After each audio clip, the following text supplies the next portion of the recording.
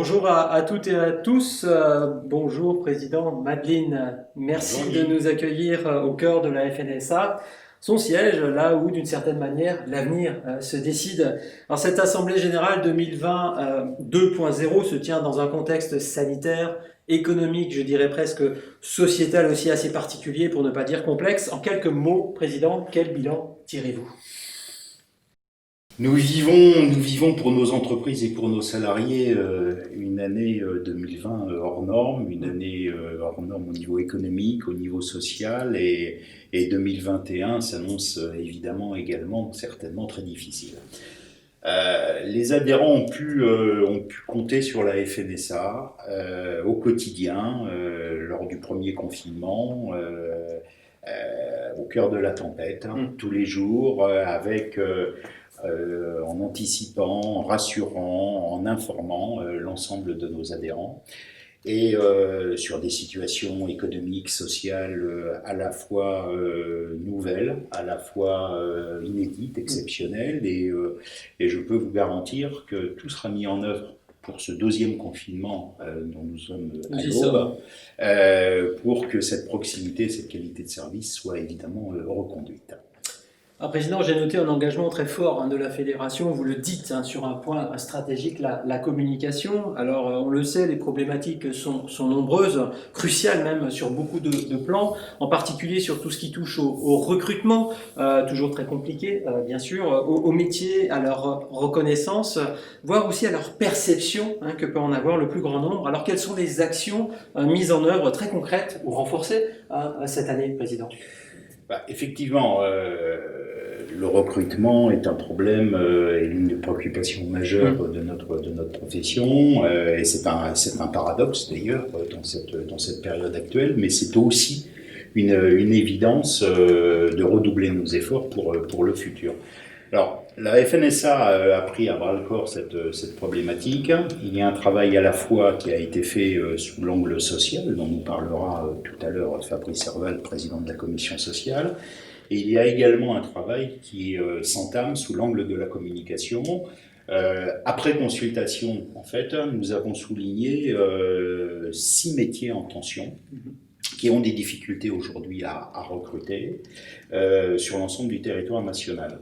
Nous avons tourné des clips promotionnels, c'était notre ambition, à la fois dynamique, à la fois, je pense, efficace, et à destination d'un public jeune, mais pas que, Les également à prescripteurs. destination des prescripteurs, que ce soit les structures de recrutement, que ce soit les centres d'apprentissage, que ce soit également évidemment les demandeurs d'emploi. Je crois que nous y sommes parvenus.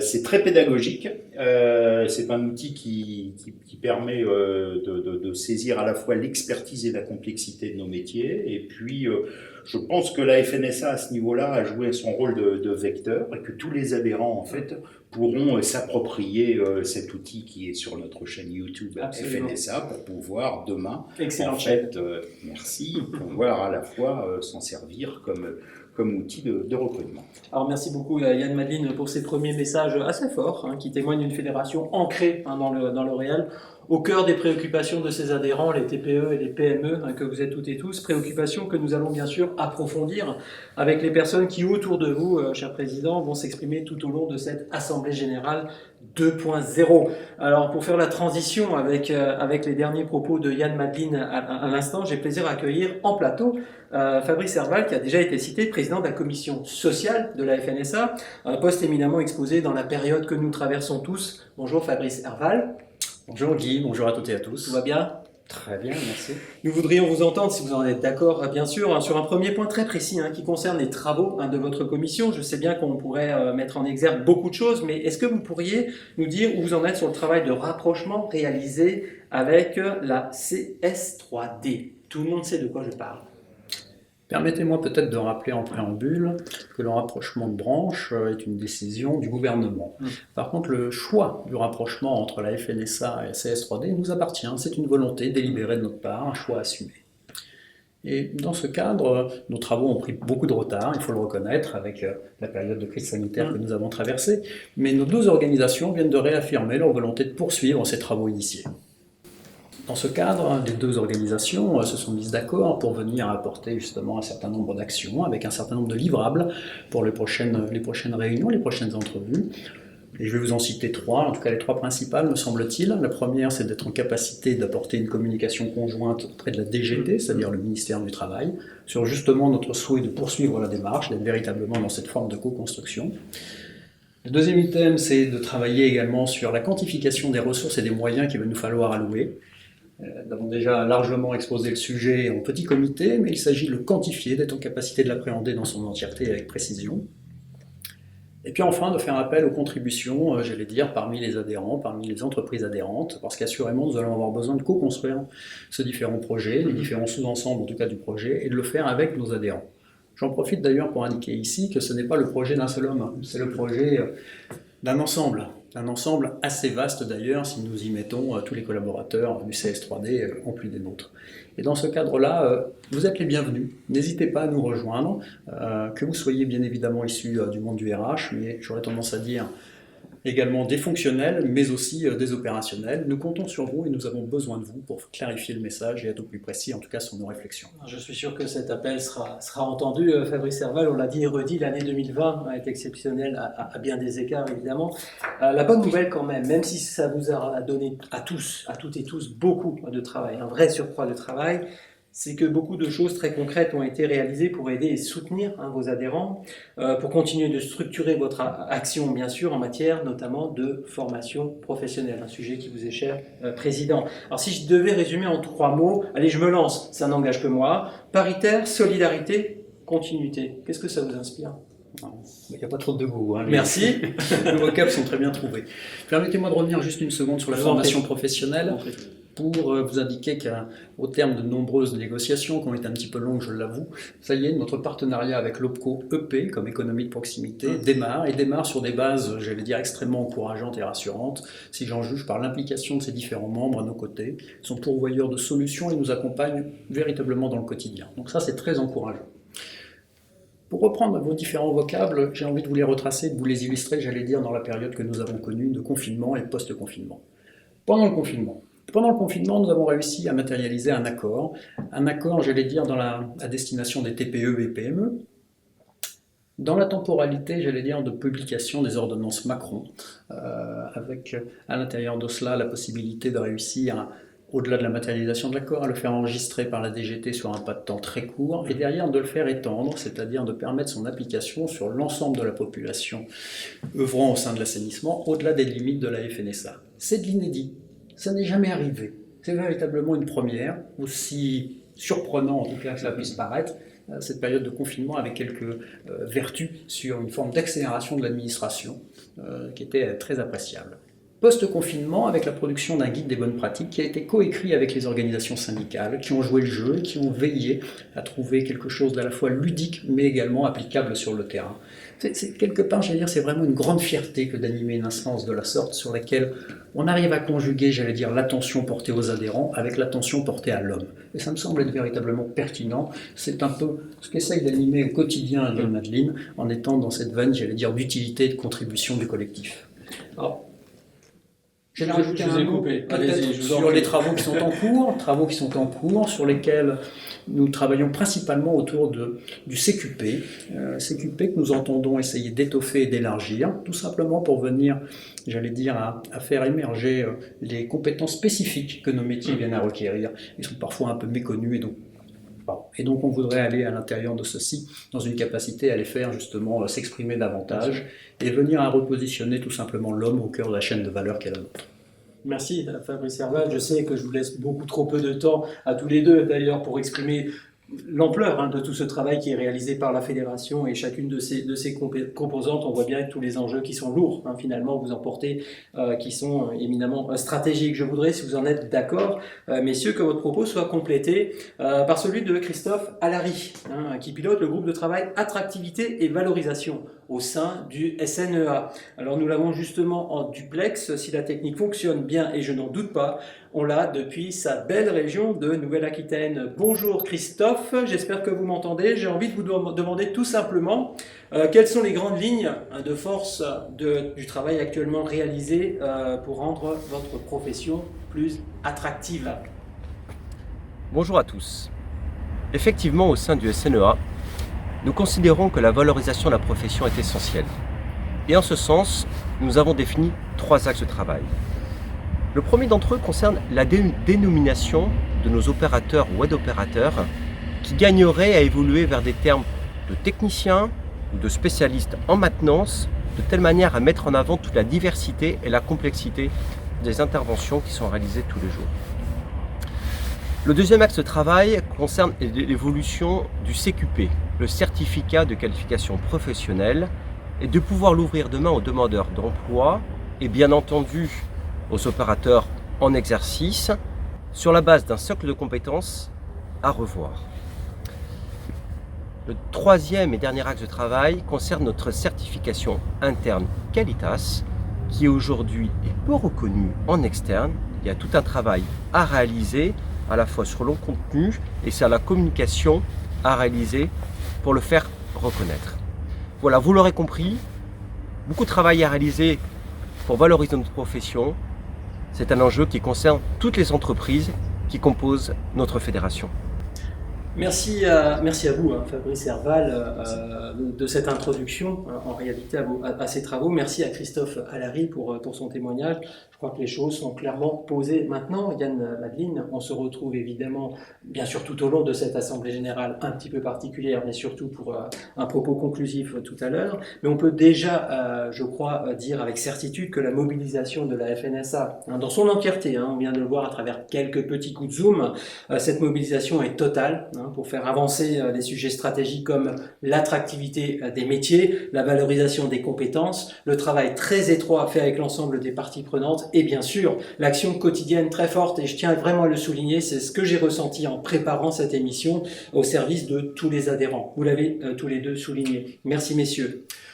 Alors justement, donnons maintenant la parole au terrain. Alors je démarre cette séquence avec Daniel Flamme qui préside le SNEA, le syndicat national des entreprises de services d'hygiène et d'assainissement, dont on pourrait presque dire en guise de slogan, je l'assume, action et information avec et pour les adhérents, TPE, PME bien sûr, et l'ensemble des professionnels du secteur. Je ne sais pas s'il sera d'accord avec moi. Daniel Flamme, vous allez peut-être me contredire, mais au fond, il est bien là votre rôle. Expliquez-nous, s'il vous plaît, avec 1 ou 2 exemples, bien sûr. Je suis sûr que vous en avez beaucoup sous le pied. On vous écoute. Oui, merci Guy. Bonjour à tous. Oui, effectivement, le SNEA est un formidable outil d'action et d'information pour les professionnels. Je prendrai 3 exemples pour 2020. Premièrement, un récent projet de recommandation haute pression risquait d'entraîner de fortes contraintes pour l'emploi de la haute pression dans l'assainissement. Le travail de veille et la mobilisation instantanée des administrateurs a permis d'éclairer le comité technique national de la CNAM qui a écarté in fine notre secteur d'activité de la portée de cette recommandation. Une action pour toute la profession, les TPE, les PME, les groupes et touchant bien au-delà de nos adhérents. Deuxièmement, l'agrément vidangeur est en renouvellement pour nombre de nos professionnels. Vous pouvez en tant qu'adhérent retrouver l'ensemble des pièces nécessaires sur notre site pour constituer votre demande. Troisièmement, en partenariat avec l'ADEME, le SNEA met à jour Sinoé pour les vidangeurs. C'est un outil plus qu'utile pour trouver un exutoire proche de vos interventions. Ces actions sont possibles avec l'application de chacun. C'est pourquoi tout le monde, TPE, PME, est concerné. Nous avons besoin de tous pour faire évoluer notre secteur. Merci à vous, Daniel Flamme. Vous soulignez un point essentiel, la mobilisation de chacune et chacun d'entre vous tous.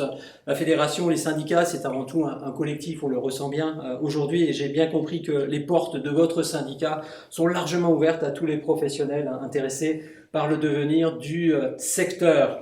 Alors c'est avec Jean-Luc Robin que je voudrais maintenant faire un court mais très précis tour d'horizon de l'année 2020 du SMI 2D. Le syndicat de la maintenance industrielle et des déchets dangereux. Bonjour Président, quels seraient pour vous les 2 ou 3 faits marquants de votre syndicat qu'il faudrait absolument mettre en avant à l'occasion de cette Assemblée Générale 2020, un peu particulière, on le répète, mais riche d'enseignements, si on regarde au moins 2 aspects. Je les cite, l'adaptation des pratiques professionnelles à de nouvelles normes, je crois que c'est un angle très important pour vous, et aussi la forte implication de vos membres, tout simplement, dans toutes les actions. Qu'est-ce que vous nous en dites ? Oui, effectivement, Guy. Je voudrais tout d'abord souligner l'implication de nos adhérents et leur participation aux différents groupes de travail que nous avons pu organiser. et ce dans le contexte difficile et inédit de la crise sanitaire que nous traversons. Alors je voudrais mettre en avant deux sujets qui devraient avoir un impact certain sur nos activités et nos organisations dès l'an prochain. Il s'agit tout d'abord du contrôle de conformité de nos équipements, que ce soit à haute pression ou pompage, dans le cadre du référentiel S3C, et également de la démarche Track Déchets. Alors, Track Déchets tout d'abord, il s'agit d'un outil numérique qui est développé par le ministère de la Transition écologique. Cet outil permet la dématérialisation des BSD, des bordereaux de suivi de déchets, leur traçabilité et en corollaire, bien sûr, leur contrôle. Donc, dans le cadre de la loi sur l'économie circulaire, l'utilisation de cet outil va devenir obligatoire dans le courant de l'année 2021. Donc je ne peux que vous encourager d'ores et déjà à anticiper cette obligation et à vous créer un compte sur Track Déchets pour tester l'outil. Le second sujet concerne la vérification de nos matériels de pompage et nos groupes HP. Après notre première démarche de certification de nos personnels selon le référentiel du S3C, nous passons maintenant à une nouvelle étape qui est le contrôle de conformité de nos équipements. Alors ce contrôle de conformité se fait selon un référentiel que l'on a élaboré collectivement au sein du S3C. Donc c'est un contrôle qui est périodicité de 1 an, et qui sera réalisé par des inspecteurs qui sont issus des entreprises adhérentes du S3C. Là aussi, je ne peux que vous encourager à réaliser ces contrôles et à démarrer cette démarche qui ne peut que contribuer à tirer vers le haut notre profession. Merci à vous, Jean-Luc Robin. Propos clairs, efficaces, un peu comme les importantes démarches très rigoureuses que vous avez mises en place et qui, on l'a bien compris, vont prendre toute leur place au cours de l'année à venir, que ce soit pour Track Déchets ou la conformité S3C. Je vous souhaite une vraie belle activité dans les mois qui viennent, cher monsieur. Poursuivons notre tour d'horizon. Je m'arrête à la case Syncra pour aller rejoindre tout de suite Gilles Giora, qui préside aux destinées du syndicat des contrôleurs de réseaux d'assainissement, et avec lui un magnifique accent chantant. Gilles Giora, merci de prendre quelques instants pour nous expliquer comment votre syndicat se met à la portée de chaque adhérent et tient un rôle que je vais qualifier de prépondérant en matière d'information aux adhérents, notamment sur une évolution majeure parue en 2020. Est-ce que vous pourriez nous en dire un peu plus, s'il vous plaît? Bien sûr, Guy, et merci de bien vouloir me donner la parole. On peut rappeler que les activités des membres du Syncra sont très encadrées techniquement. En 2020, nous avons initié une démarche qui se veut la plus proche possible de nos adhérents, une démarche que nous souhaitons concrète et qui prenne surtout en considération les besoins des petites structures. Nous allons mettre en place des outils pour les aider au quotidien à améliorer et maintenir leurs compétences. Je peux vous donner quelques exemples pour illustrer mon propos. Nous avons développé un questionnaire technique permettant au personnel accrédité de s'auto-évaluer en ligne. Par ce questionnaire, nous pensons apporter une aide directe aux adhérents dans le maintien de leur accréditation, mais également de les impliquer en les faisant participer encore plus fortement aux travaux du syndicat, ne serait-ce que par la mise à jour des questionnaires, des révisions de normes. Autre exemple d'accompagnement. Pour l'entrée en vigueur début 2019 d'une nouvelle portée d'accréditation concernant les ouvrages en service, nous avons été présents à la fois auprès de nos adhérents, mais également auprès de nos maîtres d'ouvrage. Ou bien, pour l'évolution des règles européennes et de leur mise en œuvre au travers du document technique du COFRAC, le GEN REF 11, bien connu dans notre milieu, qui va entraîner un changement dans les habitudes de travail des organismes accrédités, nous serons au plus proche de nos adhérents pour les accompagner dans ce changement et, si nécessaire, faire remonter les difficultés rencontrées. Merci. Président Gilles Giorat, merci pour ces deux axes très concrets que vous mettez en avant. Je ne doute pas que le travail que vous avez su mettre en place et sur les bons rails tout au long de cette année commence déjà à porter ses fruits et sera bien sûr amplifié par les nouveaux axes de travail qui mobilisent tous vos adhérents et bien sûr vous-même. Le travail collectif, une vraie force de votre réseau, c'est vraiment à souligner et je sais que vous y tenez aussi. Merci beaucoup à vous. Mesdames, Messieurs, ne changez rien, vous êtes toujours connectés sur la chaîne YouTube FNSA, une très belle chaîne, vous suivez le programme de l'AG 2020 de la FNSA. Je crois que vous aurez noté, comme moi, que le dynamisme des travaux montre finalement la vivacité, cher Président, des femmes et des hommes qui travaillent au quotidien sur le terrain dans l'assainissement.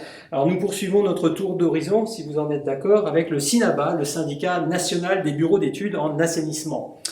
Christine Bérard, bonjour. En tant que présidente du SINABA, on peut dire que l'année, même si elle est évidemment particulière, vous aura permis de faire progresser plusieurs dimensions et plutôt importantes pour faire mieux reconnaître les bureaux d'études de votre secteur. Alors je n'en dis pas plus, j'aimerais que vous puissiez nous donner quelques éclairages, vos éclairages sur ce travail concret que vous opérez pour, avant tout, je crois, défendre les intérêts de tous les adhérents. Merci Guy. Malgré un contexte particulièrement contraignant en 2020, le SINABA est resté particulièrement proactif en continuant à œuvrer pour améliorer la reconnaissance des bureaux d'études spécialisés en assainissement non collectif. Alors pour illustrer ces engagements, citons par exemple sur un plan interne le développement des échanges entre adhérents sur le forum installé sur le site de la FNSA et qui répond aux différentes problématiques des bureaux d'études issues du retour d'expérience de terrain, de la spécificité de certains projets. Citons également sur un plan plus administratif qui accompagne aussi notre activité, la mise au point par un groupe de travail volontaire de nouvelles conditions générales de vente pour sécuriser nos contrats. Et l'ensemble de ces actions constitue un véritable service à l'adhérent qui participe grandement à la professionnalisation de notre activité.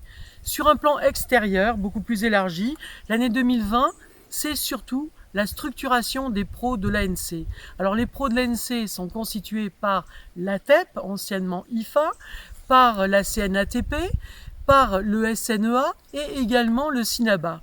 Ce que nous voulons, c'est montrer dans une coalition représentative que nous sommes une force de proposition pour avancer auprès des instances nationales des projets, des actions capables de dynamiser le marché de l'assainissement non collectif.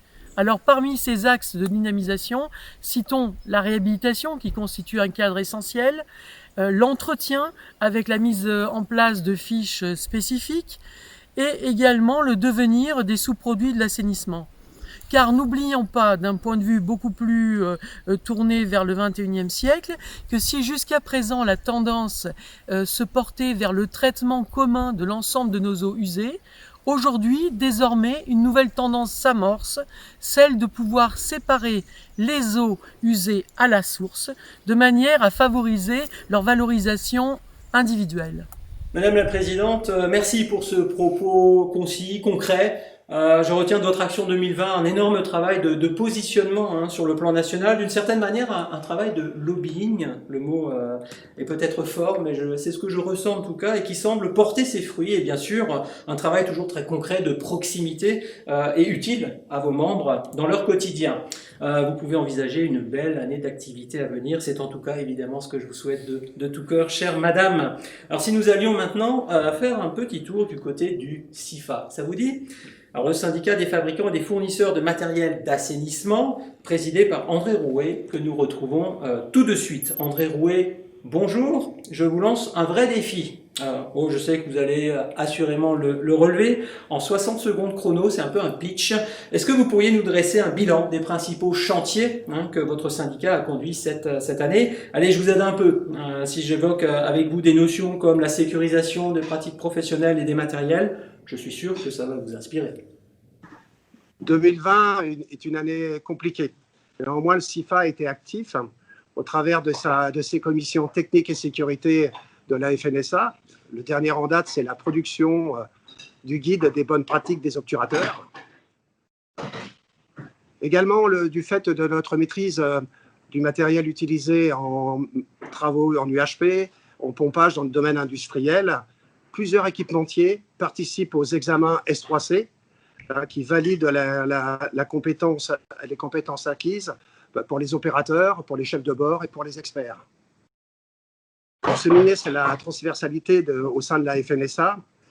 Au même titre que le SMI 2D, les équipementiers adhérents du CIFA ont participé à l'élaboration du guide d'inspection, de la grille d'inspection du matériel qui sera utilisée par des inspecteurs dès le début de 2021. André Rouet, merci beaucoup. Je sais bien que résumer une année de travail et d'engagement de vos membres est forcément chose difficile en si peu de temps, mais vous l'avez fait magistralement. Merci d'avoir relevé le défi. 2021 s'annonce déjà très efficient pour vous. Je vous le souhaite également. Partons sans perdre une seconde à la rencontre d'Applica, l'association professionnelle des laveurs intérieurs de citernes agréés. Et c'est avec Damien Becquet, un président qui a vécu une année très active aussi. Il nous l'a déjà raconté et c'est maintenant à vous qu'il va le raconter. On va faire un point rapide et précis sur cette année 2020, année consacrée à des aspects à la fois opérationnels et réglementaires. Bonjour Président, est-ce que vous pourriez nous resituer les deux axes principaux de votre travail? Merci Guy. Bonjour à tous. Entre autres sujets concernant la vie d'Applica, je pourrais citer la refonte de nos 2 modules de formation. L'un concernant la sécurité en station, l'autre concernant la sécurité alimentaire pour les adhérents nettoyant des citernes alimentaires. Cette refonte est opérationnelle depuis cette année et nous avons déjà des retours positifs. Par ailleurs, je rappelle qu'Applica est membre de la Fédération européenne EFCO, regroupant plus de 26 pays. Tous ces pays utilisent la même attestation de lavage. Notre souhait est de dématérialiser ce document. L'outil est opérationnel maintenant depuis début 2019 et nous avons observé une très nette augmentation de son utilisation durant cette période Covid. Je voudrais enfin terminer avec un grand merci à l'équipe de la FNSA qui, dans un contexte compliqué, a redoublé ses efforts. Merci à eux. Merci à vous, Damien Becquet. C'est avec vous que nous devons déjà clore ce tour d'horizon qui nous a fait voyager à travers les territoires pour rencontrer toutes les forces vives et parties prenantes très actives de la FNSA, présentes bien sûr partout en France. C'était un vrai bol d'air, très sympa. Un très grand merci à vous toutes et tous. Yann Madeline, je me tourne évidemment vers vous à nouveau. Je suis sûr que vous aurez apprécié, et le mot pourrait être presque faible, tous ces engagements dont font preuve tous vos membres, vos adhérents pour faire vivre et rayonner leurs entreprises et par ce biais-là, votre fédération. Oui, tout à fait. André finissait en remerciant les services de la FNSA, mais je souhaite également remercier véritablement tous les travaux des syndicats qui nous ont été apportés par les bilans sur ces dernières minutes. Et au nom du CODIR, de la FNSA, au nom aussi du conseil d'administration, je voulais véritablement remercier tous les contributeurs qui ont mené à bien ces travaux-là et qui l'ont fait en plus dans une transversalité de plus en plus importante chaque année, une transversalité entre les syndicats qui est véritablement une raison d'être qui, elle aussi, est de plus en plus marquée au sein de notre fédération. C'est important de dire merci, de savoir dire merci, vous l'avez fait chaleureusement, ça se ressent. Président, je vous garde avec moi parce qu'on va aborder ensemble la dernière ligne droite déjà des échanges qui sont venus enrichir votre Assemblée Générale 2020 2.0. Je ne vais pas vous demander un discours de clôture, soyez rassurés, mais il faudrait sans doute que nous retenions quand même ensemble 2 ou 3 points un peu saillants peut-être sur cette année 2020 et qui seront peut-être aussi des lignes de force pour le travail qui est à engager pour préparer 2021. Oui, vous avez raison Guy. En fait, nous avons besoin de travailler encore plus sur notre identité et sur notre raison d'être qui doit être de plus en plus comprise par nos interlocuteurs. En fait, aujourd'hui, nos métiers ont évolué. Ils ont évolué et pour prendre un exemple, notre terme historique sacré d'assainissement, eh bien, ce mot est devenu de plus en plus imprécis, de plus en plus flou pour décrire aujourd'hui nos métiers. Donc, nous allons actualiser un petit peu, nous allons nous actualiser pour être plus lisibles. Et si nous sommes plus lisibles, nous serons plus visibles. C'est évidemment le but recherché. Et dans cette droite ligne, en fait, nous allons la droite ligne qui était évoquée également par Fabrice tout à l'heure dans le cadre l'amélioration des statuts sociaux de nos collaborateurs, enfin de l'image de nos collaborateurs. Ces travaux, nous allons avoir des travaux collaboratifs qui seront menés dès début 2021, sur lesquels nous viendrons vers les adhérents pour avoir un échange, pour avoir un retour de leur vision et un retour de leur contribution. Et nous souhaitons une synthèse sur ces travaux d'identité, de raison d'être. Nous souhaitons une synthèse, malheureusement, bien entendu, la situation sanitaire nous le permet, pour une présentation en point d'orgue lors de notre prochain congrès, qui malheureusement cette année n'a pas pu se tenir, mais ce est d'ores et déjà programmé pour l'automne 2021. On va l'espérer, on vous le souhaite, on nous le souhaite à tous. Yann Madeline, on sent de votre part et aussi de l'ensemble de vos membres, des présidentes et présidents des différents syndicats et associations que nous avons entendus au cours de ce temps fort, une puissante volonté de travailler ensemble et aussi de renforcer un mouvement déjà très, très bien engagé sous votre égide pour mieux faire connaître, je dirais presque reconnaître vos métiers, vous avez commencé à le souligner là, et les potentiels et l'excellence que recèle l'ensemble des métiers sous la gouverne de votre fédération. Alors quels sont au final les enjeux sur lesquels vous allez travailler, vous, avec l'ensemble de vos équipes pour 2021? Si vous pouviez nous donner quelques éclairages sur ce point pour profiler ce qui arrive. Oui, bien sûr, Guy. 2020 fut une année résiliente pour notre fédération, qui a démontré toute son utilité. Et 2021 aussi, bien entendu, sera une année perturbée et indécise. Nos adhérents, et majoritairement qui sont d'ailleurs des TPE, PME, il ne faut jamais l'oublier, il faut toujours le mettre en avant, ont pu bénéficier et je crois continueront à bénéficier d'informations utiles pour affronter cette période longue, de plus en plus longue, inédite et exceptionnelle. Et j'en veux pour preuve d'ailleurs toutes les nouvelles adhésions que nous avons reçues depuis la fin du confinement, du premier confinement, et qui ne se démentent pas semaine après semaine.